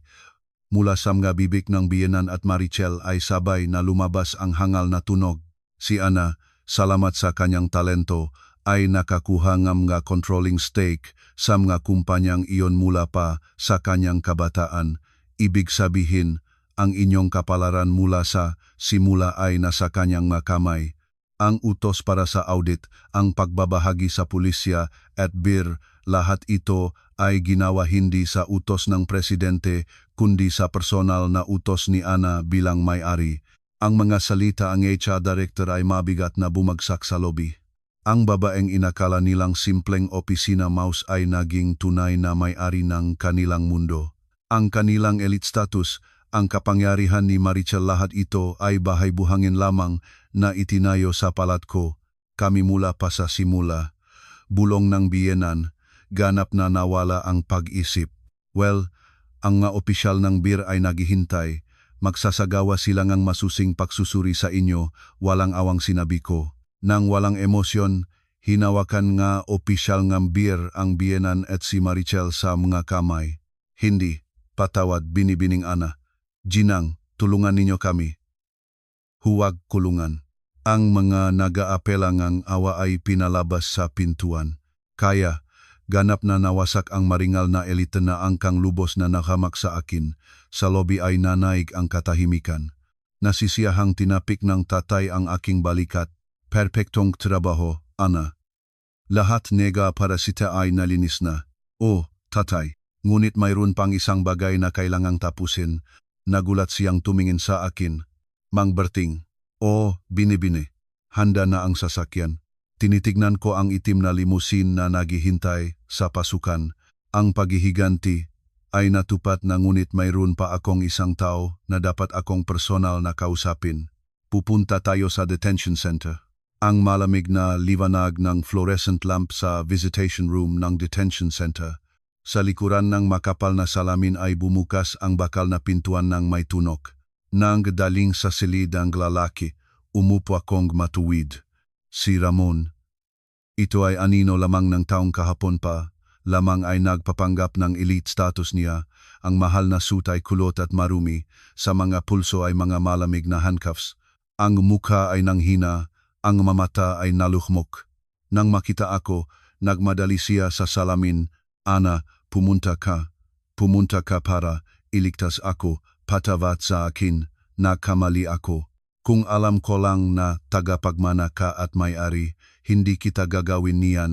Sirain natin ang divorce papers na iyon, mangyaring sabihin sa kanila na palayain nila ako, magsimula tayo uli. Umiyak siya at nagmamakaawa, ngunit sa kanyang masalita ay paguhaw lamang sa pera at kapangyarihan. Nagpatuloy akong tahimik sa malalim na yelong katahimikan. Ang aking tingin ay nagpahinto sa kanya. Naintindihan niya na iyon ay pagtanggi at ang kanyang mukha ay nababalot ng galit. Ano iyang tingin? Kaya pala itatakwil mo rin ako, Diablo. Kung hindi ka nagsinungaling sa akin, hindi ako makikisamahan sa babaeng iyon at hindi ako makakautang. Lahat ito ay kasalanan mo. Hindi kita minahal kailanman, walang pusong mahirap. Mula sa kanyang bibig ay umaapaw ngang maruruming pang-aabuso, ngunit hindi na sila nasasaktan sa akin. Dahan-dahan akong huminga. Ramon, kahapon ay tinawag mo ang aking mamagulang na mahihirap na retirado. Ano ngayon? Isang beses ko lang sila nakita sa aming kasal. Ngunit nais kong gikuwento sa iyo ang isang bagay. Sa aking hudyat, mula sa sulok ng silid ay lumabas ang isang matandang lalaki. Nang makita si Ramon, ay naguguluhang bumubulong. Mang Berting, magandang araw, binibining Ramon o mas mainam, Ginoong Santos. Nakilala ni Ramon ang aking magordomo. Nakita niya siya kahapon sa tabi nga aking tatay, ngunit hindi ito ang nagpagulat sa kanya. Ang taong tinawag mong mahirap na retirado ay si Mang Berting, na naglilingkod sa aming pamilya ng 40 taon at ang papel ngang aking ina ay ginampanan ng aming ekonoma. Ang tatay, nang nakita niya akong naghihirap dahil sa aking katayuan, ay pinahintulutan akong mamuhay bilang isang karaniwang babae at iningatan nila ako. Ang mukha ni Ramon ay nabaluktot. Ang taong kanyang sinasalakay ay naging pinakakatiwalaang isa sa pinakamakapangyarihang tao sa bansa. Napakaabalang ka sa katayuan na hindi mo napansin ang tunay na kayamanan sa tabi mo, sabi ko. Tinitingnan siya sa mata sa pamamagitan ng salamin. Hindi ko kailangan ang kapangyarihan o kayamanan. Kailangan kong tunay na pamilya kung saan ang matao ay nagmamalasakit sa isa't isa. Ngunit nilapastangan mo iyon. Hindi, gusto ko lamang na makilala. Huli na. Ang iyong bahay ay na-confiscate. Ang iyong mga kamag-anak ay nasa kalye. Ikaw ay naghihintay ng kulungan at utang na 50 milyon. Ito ang aking bayad para sa pagpatay ng pagmamahal. Ana, patawad, tanga ako. Tinamat siyang ulo sa salamin at umiyak tulad ng nasugatan na hayop. Unti-unti niyang napagtanto na siya ay isang abang payaso na ng kanyang sariling makamay ay winasak ang kanyang buhay. Ang kanyang isip ay hindi na makatis. Inihagis ko sa kanya ang huling malamig na tingin at lumabas sa silid. Sa aking likuran ay narinig pa rin ang kanyang masigaw, ngunit hindi na ako lumingon pa. Sa labas ay sumisinag ang maliwanag na sikat nga araw ng taglagas. Congratulations, Binibini. Tapos nasa nakaraan, ngumiti si Mang Berting, binuksan ang pinto ng limousine. Salamat, Mang Berting. Oh, ngayon ay maaari na akong magsimulang ang aking tunay na buhay. Malapit na akong sumakay sa kotse nang narinig ko sa aking likuran ang isang nanginginig na boses. Ana, lumingon ako at nakita ang muka ang isang taong hindi ko inaasahang makita doon. Ang mukha ng isang taong minsan ay taos-pusong inibig ko tulad ng kapatid. Malapit na akong sumakay sa limusin nang narinig ko sa aking likuran ang isang nanginginig na boses. Ana, lumingon ako at nakita ang luhang mukha ng isang taong minsan ay taos-pusong inibig ko tulad ng kapatid. Si Olivia Santos, ang pinakabatang kapatid na babae ni Ramon, ang nag-iisa sa pamilya na naakit ng katayuan na lumaban sa kagustuhan ng pamilya at pinili ang kanyang pangarap na magtrabaho sa isang tindahan ng bulaklak. Dahil dito ay hinahamak nila siya, tinatawag na kahihiyan ng pamilya at halos pinalabas sa bahay. Kami, dalawang tinanggihang babae, ay madalas na nagtatagong ng pagkikita, umiinom ng tsa at nag-iintindihan sa isa't isa tulad ng tunay na magkapatid. Nang makita ako ni Olivia, sumabog siya sa pag-iyak. Ana, patawad. Ana, kapatid ang aking kuya at nanay, kakilakilabot ang ginawa nila sa iyo. Nakita ko sa balita na lahat sila ay naaresto. Alam ko kung gaano kakabuti, kung paano mo tinis ang lahat ng ginawa ng aking kuya at naisip ko na tama lamang ang nangyari sa kanila. Ngunit nang naalaman ko na aalis ka na magpakailanman, nakalungkot ako. Umiyak siya at yumukong muli at muli kahit nalaman na kung sino ako. Hindi siya humingi ng pra o kapangyarihan, umiyak siya dahil sa akin bilang tao ay masakit. Dahan-dahan akong lumapit at mahigpit siyang niyakap. Kapatid, salamat Olivia. Ang iyong maluha ay nagpapatunay na ang 3 taon na ginugol ko bilang asawa ng iyong kuya ay hindi na sayang. Ana, sa pagitan ni Ramon at ng kanyang pamilya ay lahat ay tapos na, ngunit hindi naman tayo kailangang putulin ang ating relasyon. Nagulat siyang tumingin sa akin. Ngunit kapatid ako ng isang kriminal. Hindi iyon mahalaga. Para sa akin, ikaw ang nag-iisa at minamahal na kapatid. Olivia, mayroon akong hiling sa iyo. Pinunasan niya ang kanyang luha at tumango. Ang Reyes Group ay naglulunsad ng bagong direksyon sa larangan ng Property Development, Flower and Greenscape Design. Ngunit kailangan namin ng may talentong pinuno. Gusto ko ikaw, na may pagmamahal sa bulaklak, ang mamuno sa proyektong ito. Papasok ka ba sa trabaho kasama ko? Natihil si Olivia sa pagkamangha. Ang 16 na parasite ay ibinagsak sa impyerno. Ngunit si Olivia, na tapat na namuhay at taos-puso akong inibig, ay nakakuha ng pagkakataon na manguna ng bagong direksyon sa isang higanteng korporasyon. Ito ang tagumpay ng mga relasyon ng tao laban sa kayabangan na hindi kailanman may intindihan ng kanyang pamilya. Kaya naman hinihingi kita. Hindi na ako nakakamali sa mga tao. Muli siyang sumabok sa pag-iyak at niyakap niya ako. Umiyak na ngayon hindi na sa kalungkutan kundi sa kaligayahan. 6 na buwan pagkaraan. 16 na miyembro ng Angkang Santos ay ganap na nabura sa lipunan. Ang biyanang si Doña Celia at si Marichel, nabibigatan ng napakalaking utang at buwis, ay nalugi. Ngayon ay ginagawa nila ang mababang antas na trabaho na kanilang sinasalakay at namumuhay sa walang katapusang takot. Si Ramon ay nagtatayo ng parusa sa kulungan. Walang bumibisita sa kanya. Sabi nila, patuloy pa rin siyang sumisigaw na siya ay elite at dating asawa ng anak ng presidente ngunit wala nang nakikinig sa kanya. Ako naman ay bumalik sa trabaho sa Reyes Properties. Ang pinto ng aking opisina ay nabuksan ng mabilis at pumasok si Olivia, nakasuot ng eleganteng business suite. Nandito ang disenyo para sa lobby ng bagong hotel. Ano ang palagay ninyo, Ginoong Presidente? Sa kanyang mukha ay wala ng anino ng dating kalungkutan. Siya ay nagniningning kumpiyansa at kaligayahan. Maganda, Olivia. Alam ko na maasahan kita. Salamat, kapatid. Ibig sabihin, Ginoong Presidente, mahiyaing ngumiti siya. Tumingin ako sa bintana sa walang ulap na asul na langit. Ang tunay na halaga ay wala sa katayuan at kayamanan na sa init nagmagarelasyon na katao. Hindi na ako magtatago pa kung sino ako. Ako si Ana Maria Reyes at may lakas ng loob akong sumusulong patungo sa maliwanag na hinaharap kasama ang mataong mahal ko. Ang masinang nga araw ay nagbubuhos sa aking opisina at ngumiti ako ng pinakatapat na ngiti sa buong buhay ko.